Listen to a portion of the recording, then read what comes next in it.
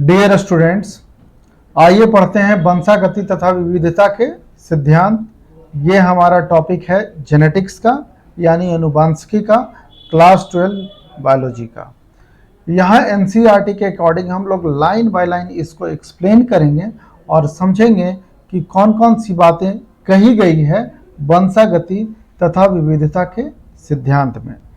बहुत सारे बच्चे हैं जिन्हें एनसीईआरटी के बुक पढ़ने में कठिनाई होती है, उन्हीं के लिए स्पेशली ये हम वीडियो बना रहे हैं और हम आशा नहीं पूर्ण विश्वास के साथ ये कह सकते हैं कि आपको पूरा आनंद आएगा। लास्ट तक आप हमारे साथ बने रहें। तो चलिए अब हम शुरू करते हैं वंशागति तथा विविधता के सिद्धांत को। एक एक पॉइंट पे हम चर्चा करते चले जाएंगे। इसमें पढ़ेंगे सबसे पहले तो आप पता लगा लीजिए कि पढ़ेंगे क्या। तो मेंडल के वंशागति के नियम पढ़ेंगे, एक जीन की वंशागति पढ़ेंगे यानी मोनोहाइब्रिड एक्सपेरिमेंट, फिर दो जीन की वंशागति पढ़ेंगे डाईहाइब्रिड एक्सपेरिमेंट, फिर लिंग निर्धारण यानी सेक्स डिटर्मिनेशन पढ़ेंगे कि कैसे सेक्स का डिटर्मिनेशन होता है, और उत्परिवर्तन यानी म्यूटेशन पढ़ेंगे, और अंत में पढ़ेंगे अनुवांशिक विकार यानी अनुवांशिकी से होने वाला रोग। इन सबों की स्टडी हम बारी बारी से करेंगे। तो चलिए इसके इंट्रोडक्शन में हम लोग शुरू करते हैं। एक्चुअली जो वंशागति होता है यानी जेनेटिक्स जो होता है, ये होता है study of inheritance and variation. यानी इनहेरिटेंस क्या होता है कि वैसा कोई कैरेक्टर जो अपने माता पिता से उसके बच्चों में चला जाए, और वेरिएशन क्या होता है कि वैसा कोई गुण जो बच्चों में माता पिता से क्या हो चुका हो, भिन्न हो चुका हो। इसी के अध्ययन को हम जेनेटिक्स कहते हैं। तो चलिए यहाँ देखिए, क्या आपने कभी यह सोचा कि हाथी हमेशा शिशु हाथी को ही जन्म देता है, वो घोड़ा को जन्म नहीं देता? क्यों हाथी जैसा ही जन्म देता है? किसी अन्य जानवर को क्यों नहीं? या आम के बीज से आम का ही पौधा ही उगता है, कोई अन्य पौधा क्यों नहीं उगता? क्यों नहीं उगता? क्योंकि अनुवांशिकी के कारण नहीं उगता है। समझ गए? और भी समझेंगे। माना कि थोड़ा और बड़ा कर लें जिससे सुविधा हो आपको। माना कि यहीं से शुरू करते हैं। माना कि संतति अपने जनकों से मिलती जुलती है। संतति का मतलब संतान अपने जन को यानी माता पिता से क्या है, मिलती जुलती है। पर क्या वह उनसे बिल्कुल ही अभिन्न होती हैं? अभिन्न तो नहीं, थोड़ा बहुत। या उनके लक्षणों में कुछ भिन्नता दिखती है? तो कुछ भिन्नता दिखती है जब जनक कितने हो, दो तब, और जनक जब एक ही हो तो भिन्नता नहीं दिखेगी। क्या तुमने कभी आश्चर्य किया कि सहोदर कभी एक जैसे दिखते हैं? सहोदर किसको कहते हैं? यानी वैसा कोई व्यक्ति जो एक ही माँ के कोख से जन्म लिया हो, उसको सहोदर बोलते हैं। जैसे सहोदर भाई, तो सहोदर भाई वो होता है जो एक ही माँ के कोख से जन्म लेता हो, तो वो कहलाएगा सहोदर भाई। बहन जन्म ली, सहोदर बहन।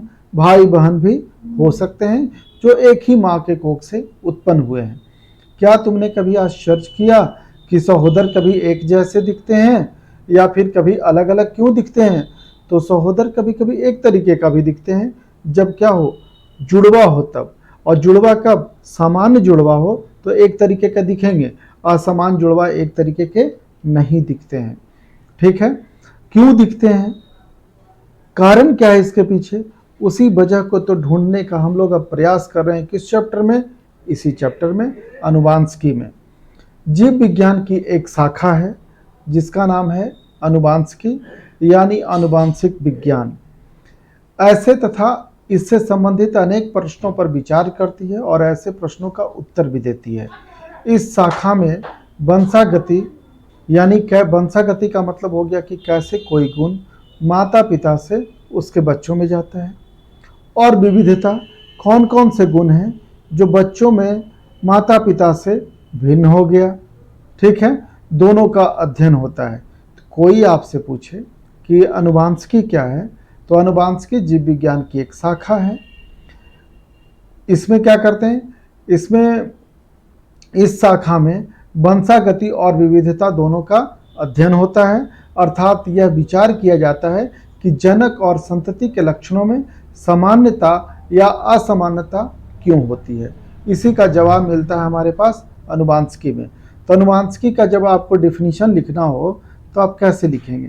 तो अनुवांशिकी का जब कभी भी आपको डिफिनीशन लिखना हो तो आप इसमें लिखिएगा क्या कि जीव विज्ञान की एक शाखा या वह शाखा, ठीक है, जिसमें यहाँ एक जोड़ दीजिएगा, कौन सा एक शब्द लगा दीजिएगा, जिसमें वंशागति। वंशागति का मतलब हो गया क्या कि कैसे कोई गुण माता पिता से बच्चों में गया, और विविधता कौन कौन से गुण बदल गए, दोनों का अध्ययन होता है। अर्थात यह विचार किया जाता है कि जनक और संतति, जनक माने माता पिता, संतति माने उनके संतान के लक्षणों में समानता माने एक समान या असमानता क्यों होती है। इसी का आंसर दिया जाता है किस चीज में? अनुवांशिकी में। समझ गए? वंशागति अनुवांशिकी का आधार है। वंशागति ही क्या है? अनुवांशिकी का आधार है। और इस पॉइंट को आप ध्यान में रखिएगा। जब तक कि वंशागति ना हो, यानी एक वंश से यानी जनक से गुण उसके बच्चों में नहीं गया, तो अनुवांशिकी हम कहेंगे कहाँ? तो वंशागति ही अनुवांशिकी का क्या है? आधार है। वंशागति, अब पूछेगा कि वंशागति क्या है, तो वंशागति वह प्रक्रम है यानी वह प्रक्रिया है जिससे लक्षण जनक से यानी माता पिता से संतति यानी उनके बच्चों में जाते हैं, तथा विविधता जनक और संतति के लक्षणों की असमानता की अवस्था है। तो यहाँ से मिलता है हमारे पास वंशागति का परिभाषा, और इस लाइन में मिलता है हमारे पास विविधता का परिभाषा। तो वंशागति और विविधता, इन्हीं दोनों के अध्ययन को हम क्या कहते हैं? अनुवांशिकी कहते हैं। आपसे कोई एक लाइन में पूछे कि अनुवांशिकी क्या होता है, तो वंशागति और विविधता के अध्ययन को ही हम क्या कहते हैं? अनुवांशिकी कहते हैं। फिर आपसे कोई पूछेगा कि वंशागति क्या है, तो वंशागति वह क्रिया है या प्रक्रम है जिससे लक्षण जनक से यानी माता पिता से उसके बच्चे में जाते हैं। तब पूछा जाएगा कि विविधता क्या होता है, तो विविधता वे सब गुण हो गए जिससे जनक से संतति में लक्षणों का क्या हो? असामान्यता हो जाती है। असमानता की अवस्था को हम क्या कहते हैं? विविधता कहते हैं। कोई जरूरी नहीं हो कि सारे बच्चे अपने माता पिता से एग्जैक्टली सेम हो, डिफरेंट भी होगा। इसलिए दो गोरे माता पिता के बच्चे काले भी हो सकते हैं और दो काले के गोरे भी हो सकते हैं। समझ गए? दो लंबे लंबे माता पिता के बच्चे नाटे भी हो सकते हैं और जो छोटे माता पिता हैं उनके बच्चे लंबे भी हो सकते हैं। ऐसा नहीं है कि जो व्यक्ति विद्वान है तो उसका बच्चा विद्वान ही पैदा लिया, जो डॉक्टर है उसका बेटा डॉक्टर ही बनेगा, चोर लतखोर नहीं बनेगा। ऐसा थोड़े। सब लोग अपने जीवन काल में कुछ कुछ चीज़ हम लोग सीखते हैं और कुछ जो लक्षण हमारे जन्म से ही हमारे पास मिल जाता है। ठीक है। अब आ जाइए, मानव को 8000 से लेकर के 10,000 वर्ष ईसा पूर्व यह ज्ञान हो चुका था। कौन सा ज्ञान हो चुका था? कि विविधता का कारण लैंगिक जनन की प्रक्रिया में छिपा हुआ है। लैंगिक जनन यानी सेक्सुअल रिप्रोडक्शन। सेक्सुअल रिप्रोडक्शन यानी लैंगिक जनन अकेले नहीं होता है। इसमें दो लिंग, विपरीत लिंग वाले एक माता और एक पिता क्या लेते हैं? भाग लेते हैं। और जब दो पेरेंट भाग लें, माता पिता भाग लें किसी जनन में, तो उनके बच्चे में विविधता आएगी। विविधता यानी कुछ न कुछ भिन्नता आएगी, और वो भिन्नता यदि यूजफुल होगा, लाभदायक होगा, तो उसे हमारा बदलता हुआ इन्वायरमेंट, वातावरण उसको स्वीकार करेगा। और जब वातावरण स्वीकार करेगा तो उस बच्चे का विकास होगा, वो सर्वाइव करेगा, जीवित रहेगा, और वो भी अगले जनरेशन में लैंगिक जनन के जरिए नए नए जीवों का क्या देगा? जन्म देगा। इसी तरीके से विकास की प्रक्रिया चलती रहती है और ये धीरे धीरे होता है, तुरंत नहीं होता है। तो मानव को पता कब चल गया था? 8000 से लेकर के 10,000 ईसा पूर्व यह ज्ञान हो चुका था कि विविधता का कारण लैंगिक जनन की प्रक्रिया में छिपा हुआ है। उसने पादपों यानी पौधों और जंतुओं की प्रकृति में उपस्थित जीव विविधता का लाभ उठाया। जीव विविधता यानी कोई भी जीव है तो एक तरीके का नहीं दिखता है, विविध तरीके का दिखता है। इसी चीज़ को हम जीव विविधता बोलते हैं। जैसे आपके घर में कोई भैंस है जिसको आपने पाल रखा है, तो आपके पड़ोसी वाले के भैंस से उसका जो रंग रूप और आकृति होगा, कुछ न कुछ तो बदलाव होगा। जैसे एक आदमी एग्जैक्टली कॉपी नहीं होता है दूसरे का, किसी दूसरे का। एक आम का पौधा दूसरे आम के पौधा से एग्जैक्टली कॉपी नहीं होगा, उसमें विविधता पाई जाएगी। जैसे कोई आम मालदा आम हो गया, कोई बीजू हो गया। तो ये सब है क्या? मैंगो का प्लांट है, लेकिन इन सबों में भी जैव विविधता है। हम घोड़े, गधे, आदमी, पौधे, ये सब क्या हैं? जैव विविधता के ही तो उदाहरण है। ठीक है। और लाभदायक लक्षणों वाले जीवों को चुनकर उनका प्रजनन करवाया। अब इस लाइन को समझिए। मनुष्य बहुत तेज किस्म का आदमी, ये प्राणी है। इसने क्या किया, जैसे मान लिया जाए कि सब लोगों को अच्छा लगता है, अभी सीजन है आम का, तो मालदा आम बिहार में जो मिलता है ये बहुत अच्छा लगता है, टेस्टी लगता है। तो यूजुअली घर में कौन लगाएगा, किस चीज़ का पेड़ लगाना चाहेगा? मालदा का ही लगाएगा।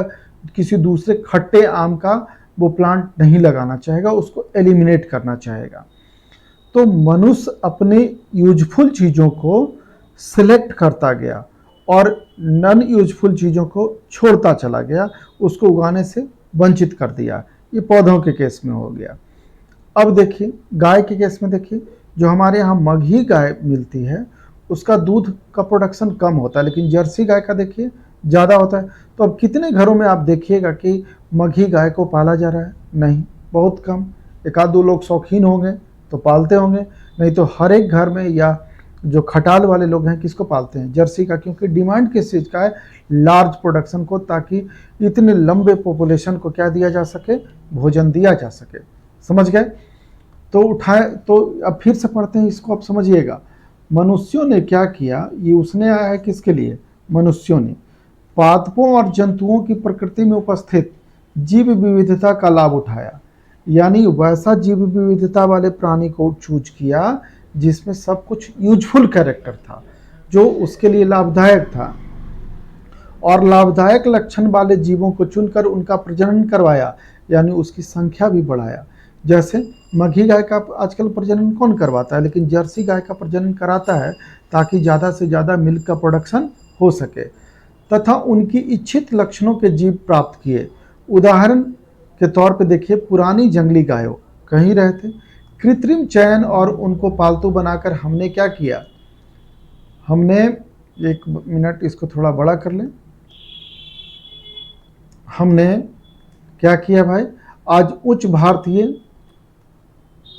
उच्च भारतीय किस्में प्राप्त कर ली है। जैसे पंजाब की साहिवाल गायें ज़्यादा दूध देती है। पहले जंगली गाय से हम लोगों ने इसको परिवर्तित कर लिया, किस चीज़ में? साहिवाल में। हमें मानना पड़ता है कि भले ही हमारे पूर्वज को लक्षणों की वंशागति और विविधता का ज्ञान था, किंतु उनको इन घटनाओं के वैज्ञानिक आधार के विषय में बहुत कम जानकारी थी कि ये जो बदलाव हो रहा है वो क्यों हो रहा है। उनको बाई चांस कोई अच्छा प्रोडक्ट मिल जाता था तो ठीक, लेकिन रीजन उनको पता नहीं था कि ऐसा क्यों होता है। ठीक है। अब हम पढ़ेंगे मेंडल के वंशागति के नियम, और मेंडल के वंशागति के नियम अगले वीडियो में पढ़ेंगे, क्योंकि आपको बकवास नहीं लगे, और साथ साथ में जानेंगे मेंडल ने ये कौन कौन से कॉन्ट्रास्टिंग कैरेक्टर को लिया। बहुत ही इम्पोर्टेंट टॉपिक पर फिर हम बात करेंगे मेंडल के वंशागति नियम के बारे में। तो हमारे वीडियो के साथ आप कंटिन्यू बने रहें और इसी तरीके से NCERT आप समाप्त करते रहें। Thank you very much.